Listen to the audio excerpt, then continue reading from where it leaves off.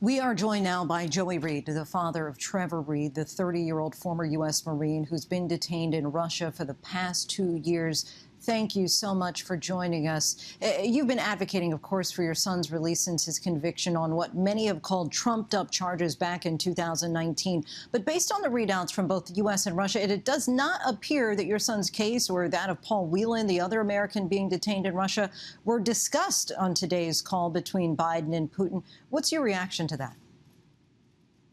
Well, thank you for having me on your program again, and it's nice to see you. We believe that they were discussed. My understanding is the conversation between the two presidents lasted 2 or 3 hours, and what I've seen so far about the readout, it's very short. And so leading up to this meeting, they had said that they would be a topic and they were a high priority for the administration and for our country. And we believe that they were discussed, and we're hoping to hear more about it later.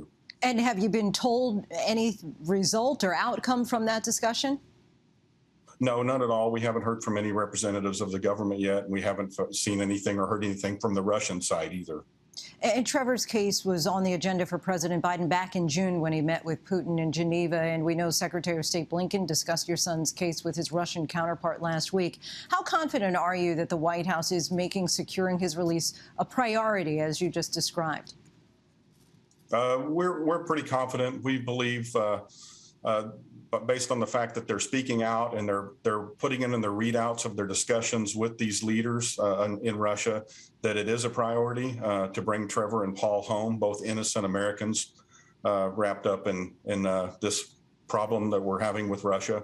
And so we're very confident. We just we're concerned with all of the things that are happening, the rhetoric about Ukraine and about the arguments over the number of diplomats in each country and all of the other issues that we have between our two countries, that somehow things will escalate and Trevor and Paul will be left behind. And if that's the situation, you know, they could have other false charges placed on them. They could be there forever. They could die there. So that is a concern of yours, that they'll be put on the back burner as a result of Ukraine and the escalating tensions? Well, obviously, those are major world issues, and we understand that. But at the same time, we believe our country should bring their people home. We don't want him left behind like Mark Frericks was in Afghanistan, and we feel for his family. And we pray that that doesn't happen to any other Americans. We don't need to be making deals with countries that are holding Americans falsely. And your family has advocated for the U.S. agreeing to a prisoner swap involving Russians held by the U.S. Has the Biden administration expressed willingness to consider that in recent months, or have those talks died down? We're not privy to what is actually any type of negotiations or what the options they have on the table. We have been told that all options are on the table and all options are always on the table, and that bringing Americans home is not a political issue to this administration. And so our concerns are, how long does it take to get to the undesirable options? Because we don't want, every year there is an eternity. My son is, for instance, I just saw an article today that Victor Bout, one of the Russians we believe that they want to bring home, had an art exhibit in Moscow today of dozens of paintings that he painted while he's been in prison in the United States. My son's not allowed to have a letter or a phone call, and he's in solitary confinement. And he's not a world arms dealer. He was falsely charged with attacking police officers, which was proved in court to be completely false and a lie. And we know that Trevor did go on a 6-day hunger strike last month to protest his detainment and treatment, which included time in solitary confinement. What's the latest that you've heard on his condition and how he's doing there since he ended that hunger strike? Well, we're very thankful that Ambassador Sullivan went to visit Trevor the day before Thanksgiving and was able to report, that he's lost some weight. And he seemed a little subdued when he first came into the meeting, but it was obviously cheered up, seeing some friendly faces. But Trevor only lasted 6 days on the hunger strike because they're not fed very well to begin with.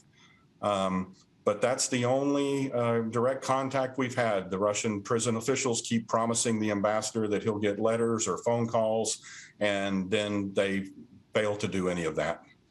Of course, it's been more than 2 years at this point. Mr. Reed, just curious how your family's holding up at this time. We're holding up. We're trying to stay focused on bringing him home, keeping public attention on Trevor's case and on what's going on, with him and Paul Whelan, and our concerns for why it's necessary for our government to do whatever it takes to bring him home as quickly as possible. Are you still hopeful that there will be a positive resolution at this point to get your son's release? Well, unless there's some major breakdown between our two countries where they're no longer talking, we do have hope for that happening. Of all the issues on the table between our two countries, this is literally the easiest thing that they could accomplish, and it would be a win for both presidents in both countries if they could negotiate some sort of prisoner swap or mutual release or something of that nature. And certainly our hearts go out to you during this tense time, in particular. Joey Reed, father of detained American Trevor Reed, thank you once again for coming on the show. Thank you so much. Hi, everyone. George Stephanopoulos here. Thanks for checking out the ABC News YouTube channel. If you'd like to get more videos, show highlights, and watch live event coverage, click on the right over here to subscribe to our channel. And don't forget to download the ABC News app for breaking news alerts. Thanks for watching.